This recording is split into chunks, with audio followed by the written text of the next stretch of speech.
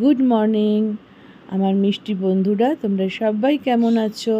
সকাল সকাল বৃষ্টিমুখর দিনে একদম তোমাদের জন্য নিয়ে এসেছি একদম নতুনভাবে একটা প্রিপারেশন করব। কমন জিনিস কিন্তু একটু আনকমনভাবে করব।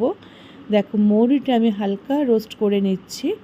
করে নিয়ে এইবার কি করব সেটা তোমাদের দেখাবো। এই মৌরিটা দিয়ে, মৌরিটা কিন্তু খুব লালভাবে ভাজবে না, জাস্ট হালকা হাতে ভাজতে হবে। ওকে, হালকা হাতে ভেজে তারপরে গ্যাসটা না বন্ধ করে দেবে। দাঁড়া, বন্ধ করে দিয়ে কি করবে বলো তো, এটা যখন বন্ধ হয়ে যাবে তখন কড়াইতে একটু তেল দিয়ে দেবে। মানে ওটা কিন্তু আমার হালকা রোস্টে থেকে গেল। ওকে, আর এদিকে তেল দিয়ে দিলাম। তেলটা খুব ভালো, আমার কিন্তু গ্যাসটা অফ করা, জানো তো, করে ওই যে তাওয়াটা যে গরম আছে তার মধ্যে এটা সুন্দর মচমচে হবে। আর এদিকে কড়াইতে তো সুন্দর করে তেল দিয়ে দিয়েছি। তেল দেওয়ার ফলে কি হয়েছে, তেলটা ভালো করে গরম না হলে কিন্তু যা ফোড়নই দাও যাই করো খেতে কিন্তু ভালো লাগে না। তবে আমি প্রথমে কি করব, ফোড়ন টোড়ন কিছু দিচ্ছি না, দিচ্ছি হচ্ছে একটু চিংড়ি মাছ। একটু বড় বড় সাইজের চাপড়া চিংড়ি নিয়ে এসেছি। এই ধরনের চিংড়ি হলেই এই প্রিপারেশনটা খেতে ভালো লাগে। তা আমি কিন্তু সবসময় চিংড়ি মাছ বেছে নুন হলুদ মাখিয়ে কৌটো ভরে কন্টেনারে রেখে দিই। তাহলে কি হয়, মানে কাজের সময় যখন তাড়া থাকে চটজলদি খুব হয়ে যায়, মানে কোনো অসুবিধা হয় না যে মাছ বাছবো তারপর রান্না করব। তো কিন্তু সেটা সবসময় সম্ভব হয় না, সেটাও জানি। তো যাই হোক, মাছটা হালকা হাতে ভেজে নিচ্ছি, কারণ চিংড়ি মাছ বেশি ভাজা যায় না। তো হালকা হাতে ভেজে নেওয়ার পরে ওটা আমি তুলে নেব। তুলে নেওয়ার পরে এই যে লাউ দেখছো, লাউটাও কিন্তু আমি গ্রেটারে কুচিয়েছি, কুচিয়ে আমি রেখে দিয়েছিলাম।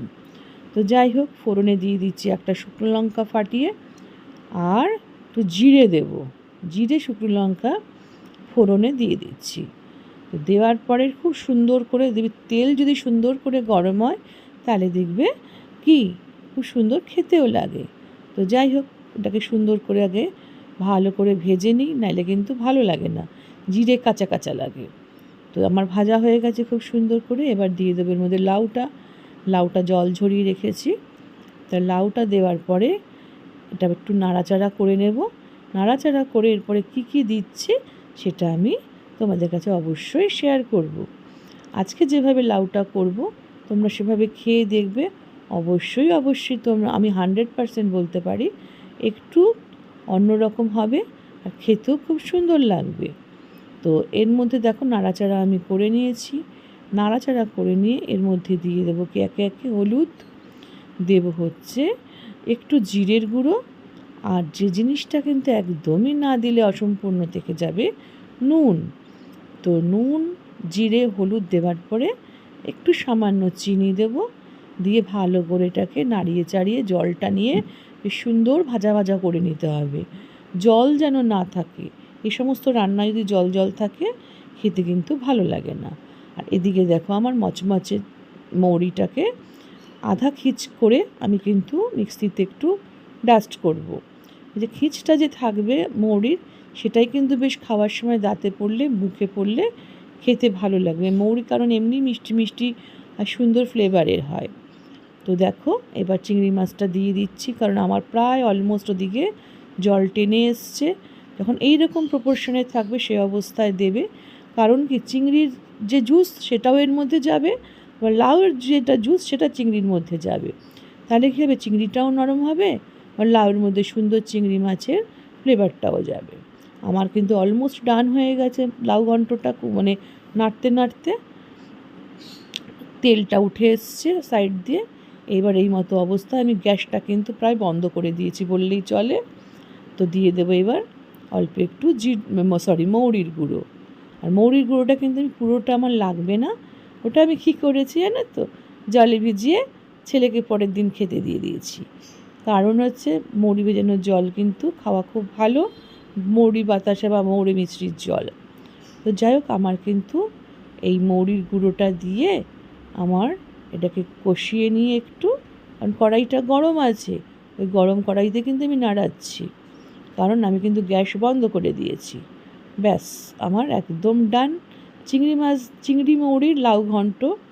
তো এবার আমি সার্ভিং বলে তুলে নিয়ে এইবার তোমাদের কাছে আসছি কারণ এবার হচ্ছে আসল পালা, খেতে হবে আর তোমাদের সঙ্গে একটু কথাও বলতে হবে। তো যাই হোক, এইভাবে তোমরা রান্না করে খেয়ে দেখো।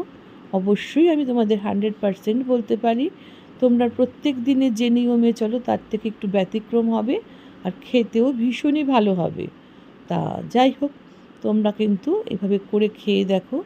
আর একটু প্রিপারেশনটা শেয়ার যদি করো, তোমার বন্ধুরাও দেখতে পারবে যে নিত্য নতুন মিষ্টি দিদি কী জিনিস করছে। যদি তোমাদের ভালো লাগে অবশ্যই তোমরা পুরো ভিডিওটা দেখে লাইক করো, শেয়ার করো, কমেন্ট করো। তোমরা যদি শেয়ার করো তোমাদের বন্ধুরা, তাহলে তারা দেখতে পারবে। তাদের যদি ভালো লেগে থাকে মিষ্টি দিদির রান্না, তারা অবশ্যই পাশে থাকা বেল আইকনটা প্রেস করে আর অল বাটনটা টিপে মিষ্টি দিদির বন্ধু হয়ে যাবে। আমিও চাই আমার নতুন বন্ধু হোক, আর তোমরাও আমার পুরনো বন্ধুদের আমি বলি অসংখ্য অসংখ্য বড়দের জন্য আমার প্রণাম, ছোটোদেরকে ভালোবাসা জানাই। আর এই বৃষ্টি বাদল দিনে তোমরা সবাই ভালো থেকো, সাবধানে থেকো, নিরাপদে থেকো। অবশ্য নিজের শরীরের দিকে নজর রাখবে। আজকে মিষ্টি দিদি বিদায় নিচ্ছে। টাটা।